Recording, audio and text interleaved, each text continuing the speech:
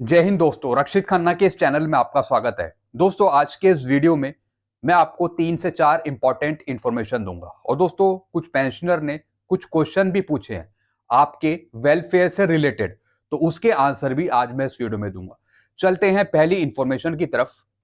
Bumper जीत के बाद मुख्यालय से पीएम मोदी जी का संबोधन। और दोस्तों, ये संबोधन कल दिया था हमारे प्रधानमंत्री मोदी जी ने।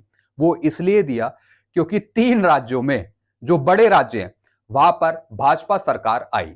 इसके बाद दोस्तों लोकसभा चुनाव है, उसमें भी नतीजे पता लग जाएंगे कि किसकी सरकार आने वाली है।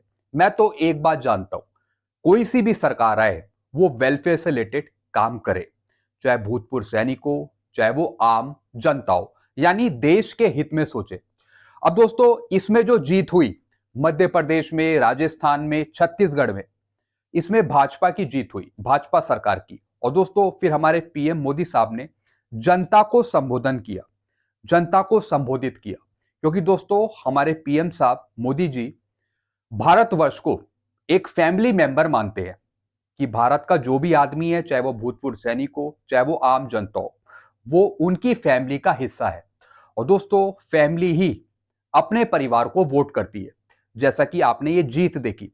अब सबसे बड़ा क्वेश्चन ये उठता है कि भले ही भाजपा सरकार आती है, क्या वो भूतपूर्व सैनिकों के पक्ष में काम करेगी? उनकी जो विसंगतियां हैं पेंशन पे, उसको दूर करेगी? मतलब पेंशनर के हित में वो कितना काम करेगी?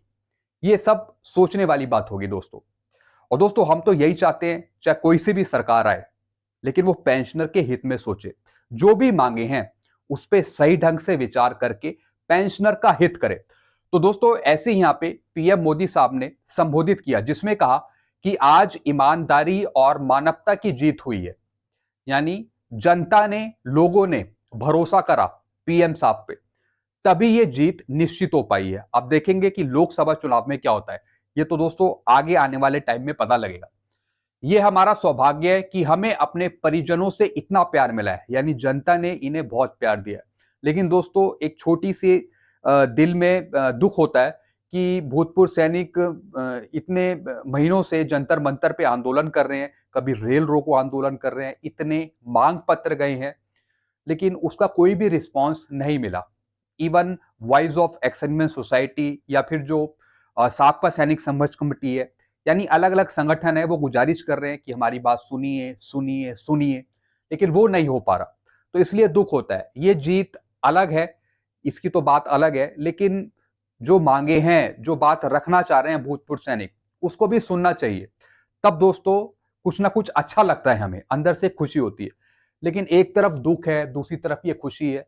तो दोस्तों, वो जो अंदर से खुशी जाहिर नहीं हो पाती, भले ही आप कुछ और समझे, लेकिन इन चीजों को समझना बहुत जरूरी है सरकार के लिए कि अगर जनता आपको वोट कर रही है, जनता आपको जिता रही है, तो कहीं ना कहीं आपको ध्यान रखना पड़ेगा जनता का, चाहे उसमें भूतपूर्व सैनिक हो, चाहे फिर आम जनता हो।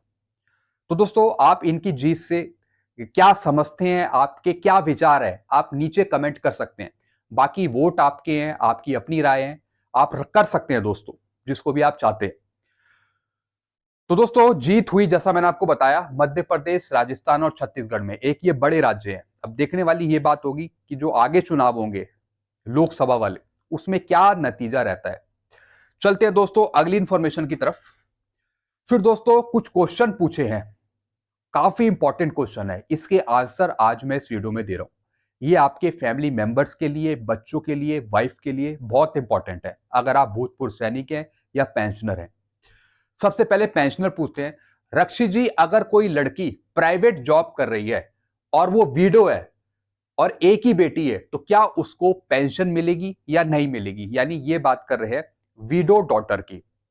दोस्तों, अगर विडो डॉटर है, उसके हस्बैंड एक्सपायर हो गए, तो जैसा आपको पता है unmarried daughter, window daughter, divorcee daughter को फैमिली पेंशन मिलती है अगर फादर मदर की डेथ होती है।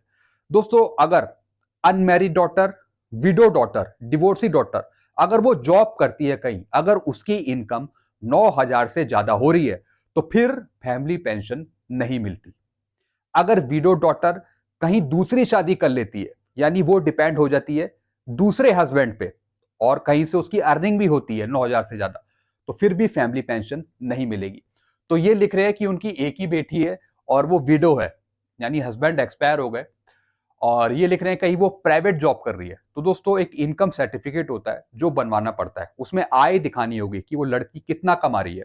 अगर 9,000 से ज्यादा कमा रही है तब वो फैमिली पेंशन के लिए एलिजिबल नहीं होगी, तब नहीं मिलेगी। अगर 9,000 से कम है और वो प्राइवेट जॉब कर रही है तब मिलेगी। और इस कंडीशन में उसकी दूसरी शादी नहीं होनी चाहिए। अगर दूसरी शादी हो रही है फिर भी नहीं मिलेगी। चलते हैं दोस्तों अगली इंफॉर्मेशन की तरफ। एक और क्वेश्चन है, sir if disable son working salary is 10K and married age 25 plus he is eligible for family pension. यानी ये पूछ रहे हैं डिसेबल बच्चा है, कोई विकलांग बच्चा है, अगर फादर मदर की डेथ हो जाती है, अगर किसी का विकलांग बच्चा है और उसकी एज 25 साल से ज्यादा है, तो क्या वो फैमिली पेंशन लेने के लिए एलिजिबल होगा? क्या अगर वो कहीं जॉब भी करता है तब भी क्या वो फैमिली पेंशन लेने के लिए एलिजिबल होगा? सबसे बड़ा क्वेश्चन है दोस्तों। मैं आपको समझाता हूं। अगर फादर मदर की डेथ हो गई है, अगर उनका कोई डिसेबल बच्चा है, विकलांग बच्चा है, अगर उसकी एज 25 से ज्यादा है, 25 से ज्यादा है, तब भी उसको फैमिली पेंशन मिलेगी और आजीवन भर लाइफ टाइम उसे फैमिली पेंशन मिलेगी अगर कोई डिसेबल बच्चा है। अगर उसकी शादी भी हो जाती है तब भी उसको फैमिली पेंशन मिलेगी जीवन भर। बस एक कंडीशन है जिसके बेस पर, जिसके अनुसार उसे फैमिली पेंशन नहीं मिलेगी, वो है उसकी इनकम। अगर वो ऐसी जगह जॉब करने लगता है जिससे उसकी आमदनी 9,000 से ज्यादा हो जाती है, चाहे वो प्राइवेट में करे चाहे वो कहीं और करे, अगर 9,000 से ज्यादा विकलांग बच्चे को कहीं से पैसा मिल रहा है, सैलरी मिल रही है, तब उसको फैमिली पेंशन नहीं मिलेगी। अगर 9,000 से कम कहीं उसकी अर्निंग हो रही है तब उसे जीवन भर फैमिली पेंशन मिलेगी। शादी भी हो जाती है विकलांग बच्चे की तब भी उसे फैमिली पेंशन मिलेगी। एक ये कंडीशन है। चलते हैं अगली इंफॉर्मेशन की तरफ। सर अगर मां बाप के सामने लड़की शादीशुदा थी मगर बाद में वो तलाकशुदा हो गई तो ऐसी कंडीशन में क्या होगा? क्या उसे पेंशन मिलेगी अथवा नहीं मिलेगी? यानी ये बात कर रहे हैं डिवोर्सी डॉटर की। दोस्तों अगर तलाक हो गया लड़की का तो डिपार्टमेंट ऑब्जेक्शन लगाता है कि ये जो डिवोर्स हुआ, तलाक हुआ, ये पेरेंट्स के सामने हुआ या पेरेंट्स के डेथ के बाद हुआ। तो कई डिपार्टमेंट कहते हैं कि जो आपका डिवोर्स होना चाहिए वो पेरेंट्स के रहते हुए होना चाहिए। यानी अगर मदर जिंदा है तो उसके रहते हुए होने चाहिए, अगर फादर जिंदा है तो उसके रहते हुए होने चाहिए, अगर दोनों जिंदा है तो उसके अगर रहते हुए डिवोर्स होता है तब बेटी को फैमिली पेंशन मिल जाएगी। लेकिन कई डिपार्टमेंट ऑब्जेक्शन करते हैं कि आपका जो डिवोर्स हुआ है वो फादर मदर के डेथ के बाद हुआ है, तो इस वजह से आपको फैमिली पेंशन नहीं मिलेगी। दोस्तों इसके बेस पर कुछ कोर्ट केस हैं, सिविल के कोर्ट केस हैं, जिसके बेस पर आप फैमिली पेंशन ले सकते हैं अगर आप डिवोर्सी डॉटर है। यानी अगर पेरेंट्स हैं, यानी फादर मदर दोनों में से कोई भी एक है जिंदा, अगर उनके रहते हुए जीवन में अगर डिवोर्स हुआ है लड़की का, तब वो फैमिली पेंशन के लिए एलिजिबल है। अब कंडीशन ये आती है कि डिपार्टमेंट क्या कहता है, डिपार्टमेंट क्या ऑब्जेक्शन लगा रहा है, तभी उस ऑब्जेक्शन को दूर किया जा सकता है। तो दोस्तों माँ बाप के रहते हुए अगर लड़की की शादी हो जाती है, वो अपने घर चली जाती है, फिर बाद में पेरेंट्स की डेथ हो जाती है, माँ बाप की डेथ हो जाती है, फिर उसका डिवोर्स हो जाता है, तो इस कंडीशन में फैमिली पेंशन मिलना थोड़ा मुश्किल हो जाएगा। मिल पाएगी कुछ कोर्ट केस के आधार पे, लेकिन थोड़ा यहाँ पे मुश्किल होता है क्योंकि डिपार्टमेंट बोलेगा कि आपका डिवोर्स फादर मदर के रहते हुए होना चाहिए, दोनों में से कोई भी एक, या फिर मदर लिख के गई हो या फिर फादर लिख के गए हो कि मेरी इस लड़की का डिवोर्स हो गया है, तो अब मेरे मरने के बाद फैमिली पेंशन इन्हें इनिशिएट किया जाए। दोस्तों ये सब काम होते हैं, मिल जाएगी फैमिली पेंशन, लेकिन थोड़ा सा यहाँ पे गुजारिश करनी पड़ेगी, कुछ लेटर दिखाने पड़ेंगे, हो सके तो कोर्ट केस का भी हवाला देना पड़ेगा। चलते हैं दोस्तों अगली इंफॉर्मेशन की तरफ। सर मुझे नवंबर 23 की पेंशन मिल गई है लेकिन डीए एरियर नहीं मिला है, लाइफ सर्टिफिकेट सबमिटेड। यानी ये कहते हैं कि इनको नवंबर की पेंशन मिल गई लेकिन डीआर का एरियर नहीं मिला।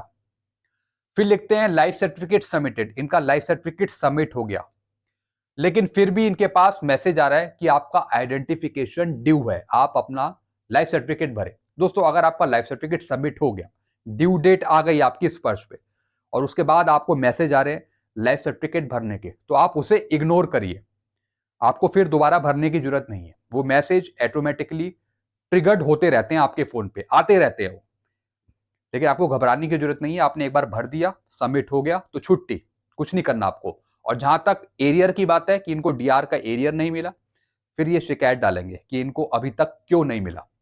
स्पर्श के थ्रू नहीं मिला तो स्पर्श पे कार्यवाही करेंगे, बैंक के थ्रू नहीं मिला तो फिर बैंक में कार्यवाही करेंगे।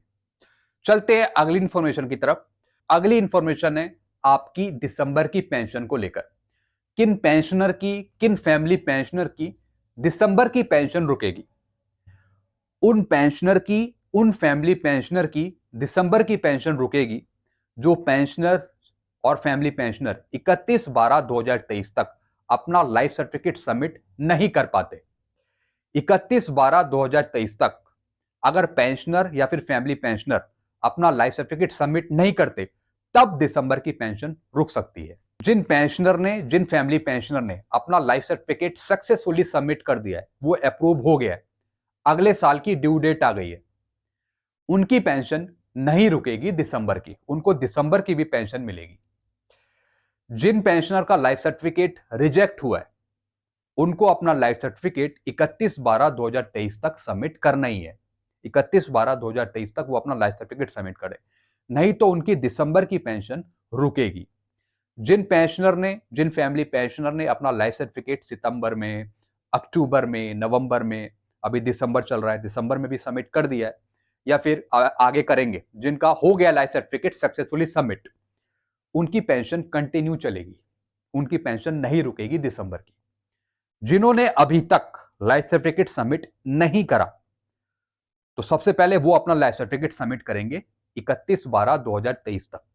अगर कर देते हैं तो फिर उनकी दिसंबर की पेंशन नहीं रुकेगी। तो दोस्तों एक सीधा सा फंडा है। तो दोस्तों ये कुछ इंफॉर्मेशन दी मैंने आपको। आई होप सारी जानकारी आप समझ गए होंगे अच्छे से। इसके बावजूद भी कोई क्वेश्चन है, कुछ आपको और पूछना हो, तो नीचे आप कमेंट कर सकते हैं। वीडियो आपको अच्छा लगता है, वीडियो को लाइक करें और इस चैनल को सब्सक्राइब कर सकते हैं। Thank you so much.